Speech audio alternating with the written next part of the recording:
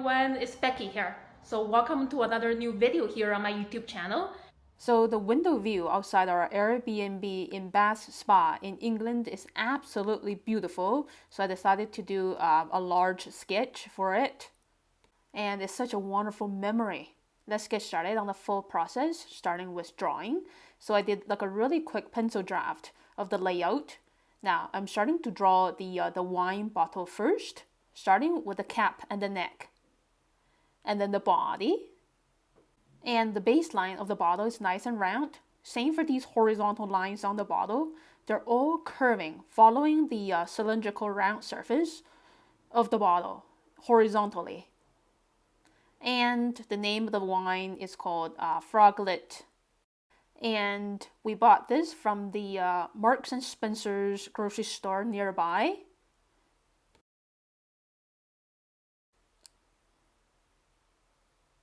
Yeah, just adding these small letters.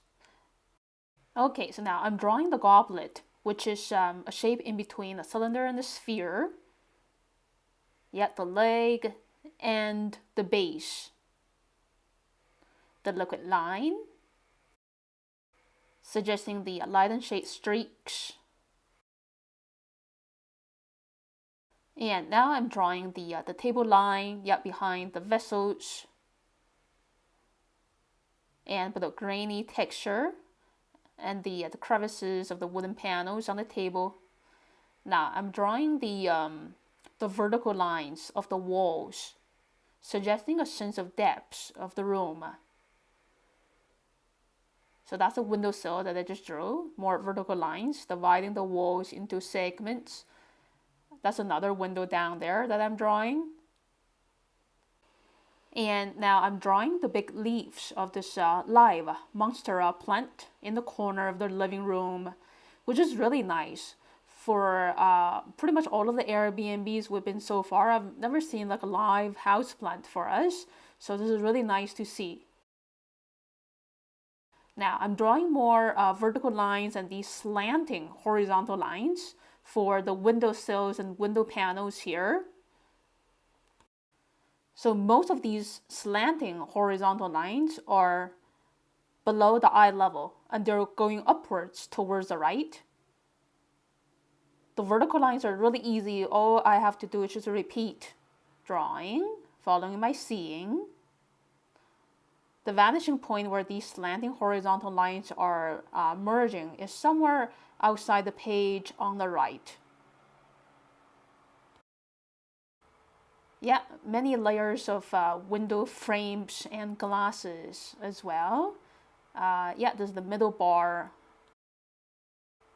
Yeah, a bit of patience needed to get these lines done. And that's it. Now it's time to draw the window view outside. After the last few lines, defining the 3D shape of the middle bar. So when drawing a building, especially a skinny church, I usually like to draw the steeple first and then moving my lines downwards for the layers of stories, the roofs. I'm seeing a lot of trapezoids and foreshortened triangles. Triangular prisms. Yeah, so I'm seeing a lot of foreshortened shapes, and you have to trust what you see. Believe that those shapes are supposed to be looking pretty wonky. Now, I'm drawing the beautiful hill right behind. Yeah, and I'm seeing a lot of gulls flying around because there are, some water bodies here in Bath Spa. And yeah, getting some more cubicle shapes done, trees. And yeah, it's always nice to have some foliage, even these bare branched trees surrounding buildings. And when I'm choosing like an urban sketching subject, I usually choose buildings that are being surrounded by like a mass amount of foliage, not just dry concrete and bricks. And keeping the drawings of the windows and these carts in the parking lot pretty loose and playful. And more carts parked on the side of the street. And I just drew some people walking, texture for the hill with lots of trees and a few buildings hiding in between the foliage on the hill. Now it's time to have fun painting watercolors. Yeah, I'm really eager to paint the evening atmosphere, these bright, vibrant clouds. So I'm starting with Indian yellow, playing with water control.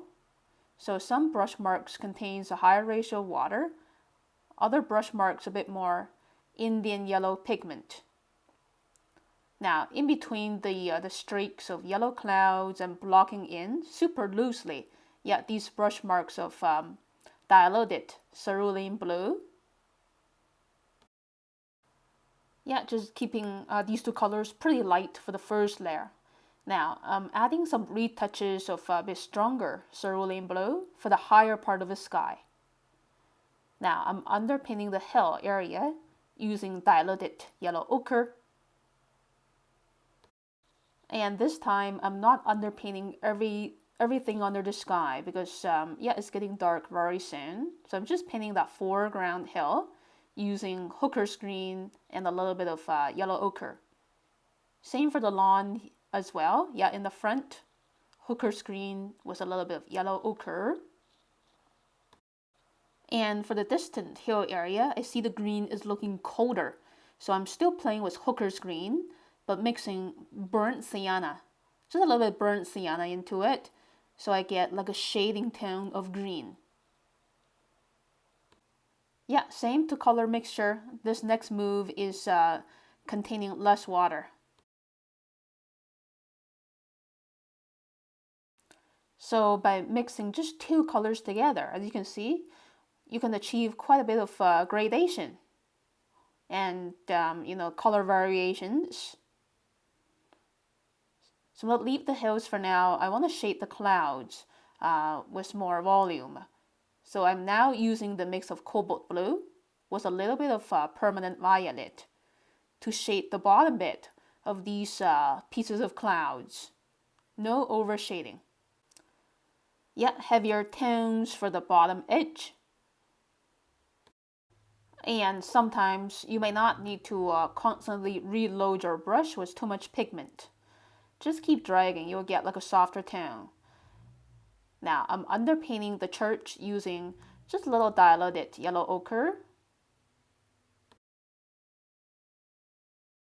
So in the sunset hour, a lot of seemingly white buildings are getting this golden glaze from the sunset sky.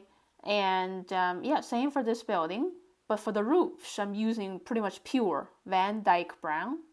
And the steeple, yeah, Van Dyke brown, containing less water for the next layer.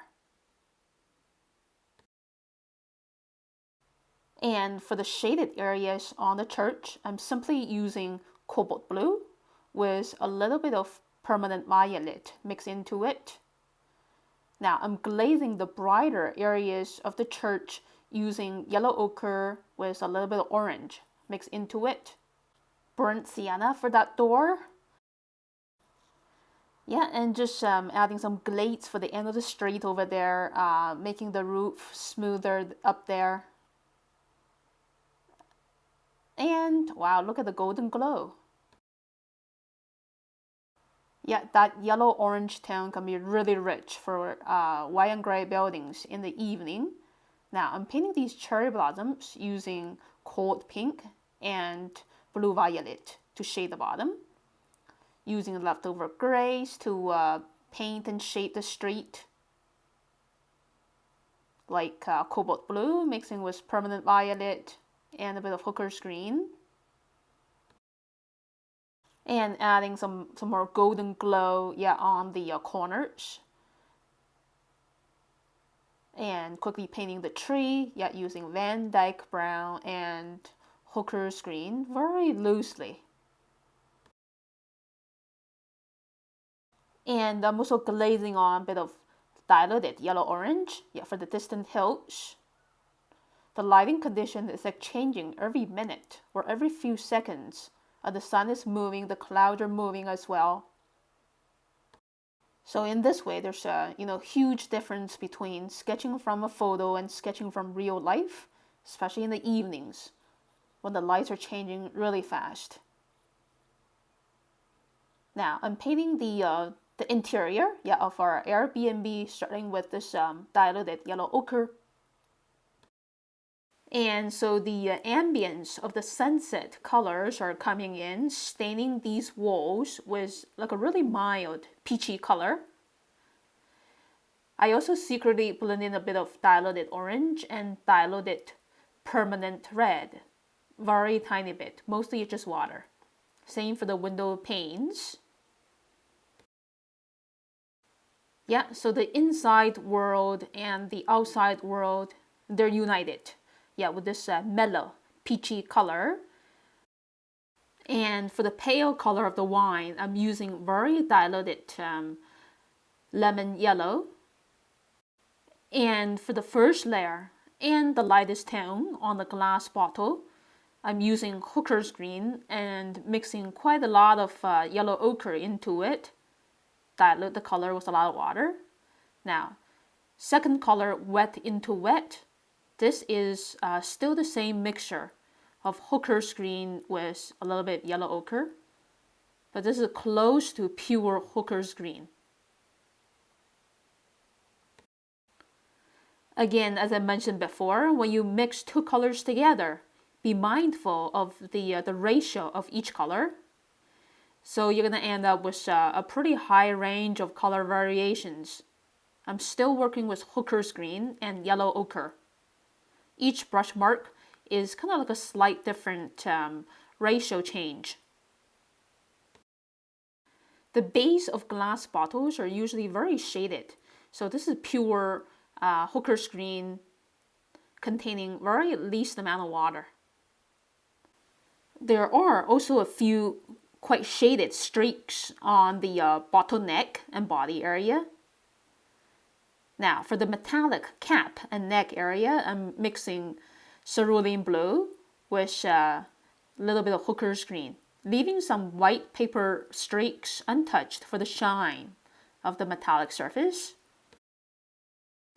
Now for the wooden table, I'm using the mix of yellow ochre and Naples yellow for the base layer. Yeah, and this wooden table has a nice grainy texture, pretty soft. So I'm using Van Dyke brown, wet into wet. These little streaks or brush marks that will, naturally fade out with the help of the wet into wet technique. Another layer of more intense Van Dyke brown. This is still wet into wet. And now I'm ready to shade the walls and the window panels using my usual recipe of gray by mixing cobalt blue with permanent violet. And some edges are not really shaded because I think they are bulging upwards, getting more daylight. Another layer of intense blue violet, especially for this side of this bulging wall.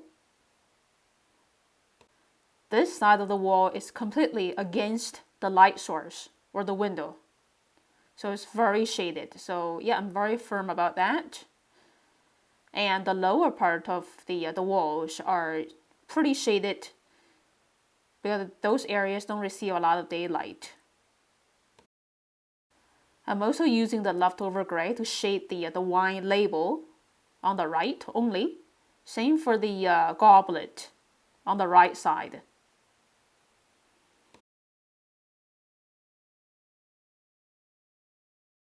And now suggesting the little shadow for the goblet and wine bottle. Quickly painting the houseplant using hooker's green and yellow ochre mix at different ratios. And yeah, here's the look of my finished sketch. It took me just 1 hour to draw and paint before our dinner time.